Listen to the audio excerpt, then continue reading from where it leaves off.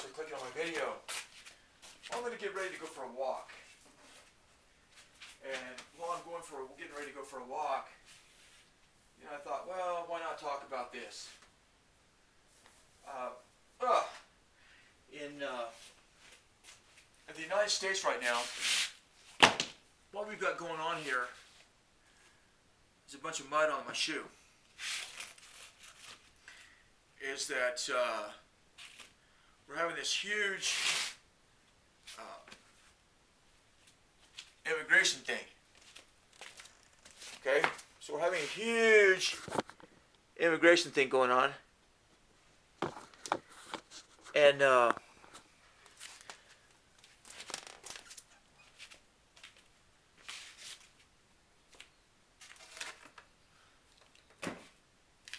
so what's happening with that is that a lot of people from other places are coming here, which is good. I mean, but the difference between a lot of people coming here and the right people coming here is the big problem.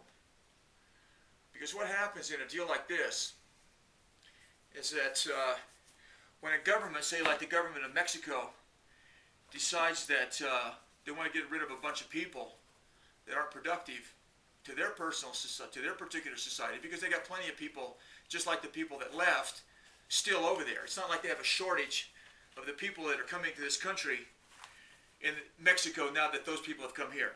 There's plenty of those people around. It's not like a shortage of them. So what happens is that when those people come here, a lot of them go out and get jobs, which is a good thing. Because I grew up with all Mexicans. My mother had to go next door to the neighbors to ask what leche meant when I was a little boy, before I even went to school, because I was learning Spanish from the neighbors. Now, when you have a huge immigration of people from a particular country going to a country like ours, what happens is that they enter into the workforce and there's less jobs for the people that live here. And then those people that get jobs, what they do is they send their money back to their home country, to the people that they left behind, their parents or their uncles and aunts and grandparents and all that. So they come over here and they get a job, and so they start sending money back home, which is a reasonable thing to do. And so what that does is that the country in which they left now all of a sudden gets more money flowing into the country, which is a good thing for them. But it's a bad thing for the people that are the host country, because instead of that money being spent here, it's spent back in their home country. So basically the governments of those particular countries benefit by getting rid of all those people, because not only do they get rid of them and they don't have to deal with them, they don't have to give them any kind of services at all. They also, now those people that left, that they got rid of, are now sending a constant flow of money back into the country, which is used for their economy. So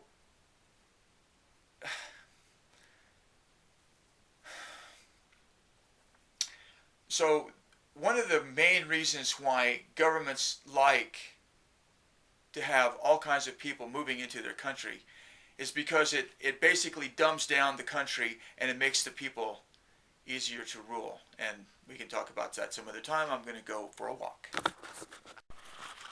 Now, the governments that have no problem with their people leaving the country, for them, in the short term, it's a win-win situation. They get rid of a bunch of people, they don't have to pay any sort of services for those people, and those people go out and make money and send money back to the country. So theoretically, it's good. But generally what happens, and this is not always the case, but a lot of times some of the most intelligent people have a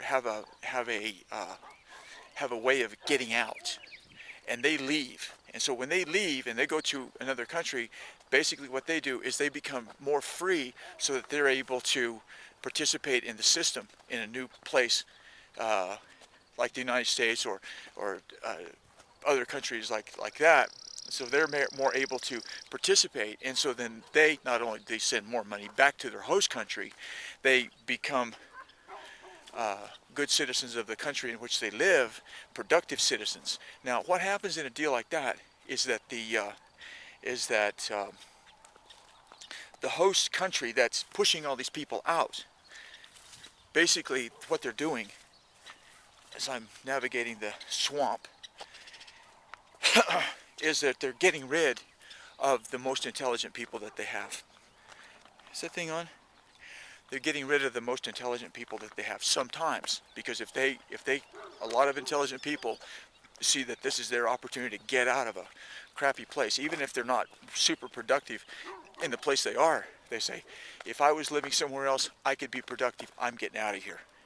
And so what happens, and it takes maybe a couple of generations for this to finally dawn on people that, hey, our most important, most intelligent people are gone. And when your most intelligent people are gone, then what it means is that you get a bunch of dumbos left behind, and then what they do is they rally around the government to take care of them and protect them. And so they're the people that are the freaking dogs. You know, I don't want to talk about this. I'm going for a walk. I'm not going to spend my time walking. I'm not going to spend my time walking, talking about this nonsense. You know, my walking time is my contemplation time, and I don't really get that much time on my own, so I'm not going to be doing any more of these. You know what I'm doing right now, as I walk, is I'm investing in my health. You know, I am going to be 65 pretty quick, less than a month, or about a month. I don't know what day it is. About a month. So I'm investing in my health. So I would encourage people, you know, to,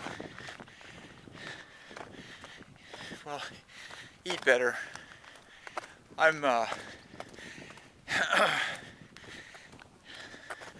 person like me gets to a point, you know, where even, you know, my financial circumstances has put me in a situation where I have to eat better.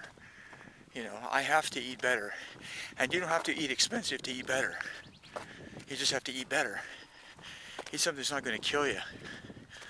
Exercise.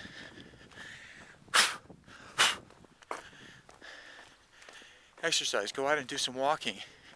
It'll take a while before you can, you know, come up to the speed of someone like the wonderful Hella Rodney. I mean, but the wonderful Hella Rodney could barely walk up that first freaking hill when I first started walking. 228 pounds, I'm down to about 180. So just try to cut out the stuff that you don't need. I remember when I was working with this guy, I was sitting there doing my trip and eating a bag of chips, and he says, well, you know, if you're gonna lose weight, you might want to get off the chips. I mean, come on, it's pretty, you know, it depends on what you eat, you know. Freaking flies landing on me because I'm so sugary. So, you know, started slowly but surely just eliminating things here and there. You know, you don't have to do anything the first day. Just make the first step. You know, you don't have to, instead of drinking 6 Cokes or Pepsis, whatever it is a day, you know, cut it back to 4. Just keep cutting it back until you don't do it anymore.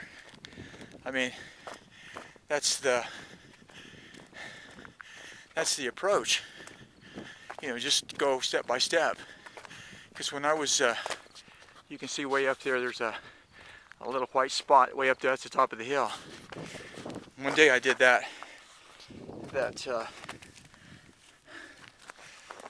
walk 5 times, which is 14 miles. You know, just go out and start walking around the block every day, and you know, walk at your own pace, and then after you get accustomed to walking at your own pace and you kind of like that, then just speed it up a little bit, and then get to the point where you're starting to crank it up a little bit, you know. It's not like you're jogging. I think probably jogging is, well, certainly for someone my age, is not going to be a good thing. And what am I saying that for? Not anybody's probably going to be good for them, because at some point all that shock is going to make your knees and your hips, it's going to hurt them, because we're not made to be walking and running on these kind of surfaces. But they're good for walking. You know, it'd be better if I was walking out there in the field, but then you get out in the field and then you have things like, now you're having to worry about ruts and then both. Of course, this is not the most level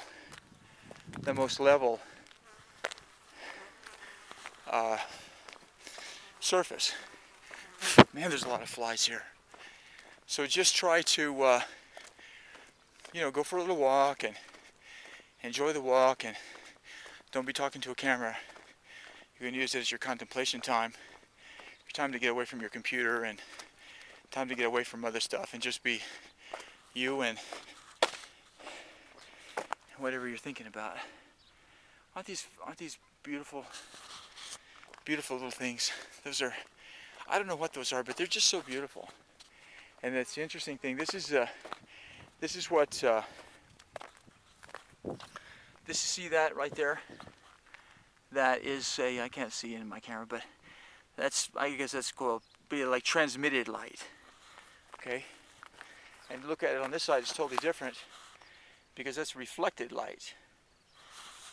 So, you know, you start to look around and see stuff. And the other day, when I was on my walk, sometimes I get a little rock in my shoe, so I have to take it out. And it just so happened that I took it out at the exact moment that there was this really great freaking bungee laying on the side of the road. So I picked that up and added it to my bungee collection. Oh, look at this. So that transmitted light right there. I think that's the word they use, transmitted light. And then you can see how dark it is over here with the reflected light. Same material, exactly the same thing, gives you different results based on how the light hits it. So I'm going to crank it up now and continue my process for my next channel. Hello, Rodney 65. I'll be giving exercise and dietary advice for those in their golden age. Yeah, sure thing, Rodney. Now, what have we got going on here? Oh, is that a freaking frog? That's a freaking frog, I think. The frogs that may, well, with that, they're probably, let's go see if the frogs are out in the pond. You know, there's no reason to go see if the frogs are out. If the frogs were out, I would have been hearing them. So, I'm a little surprised. Well, because I did a video quite a while back where the frogs are out, because, I mean, it's like a ribbit all over. I mean, it's loud and it's continuous. It's beautiful when that happens. So I'm kind of surprised that we didn't have that this go around, because I've never seen this much rain. But anyway, I'm going to crank it up.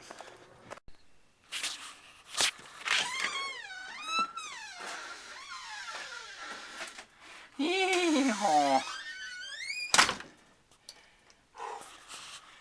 Well, when you come back from your walk, if you're not doing a little huffing and puffing action, then just keep going until you get to that point, and then I guess go beyond that. I don't know.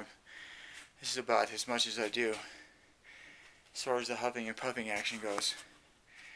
But, you know, if you're huffing and puffing, then it means that you actually got a little bit of a workout in. And that's the important part of it. For me, anyway. It's also just being alone by myself. I like that. I'm alone by myself, being able to think about what I'm doing rather than having some distractions. You know, like my computer and stuff like that. But so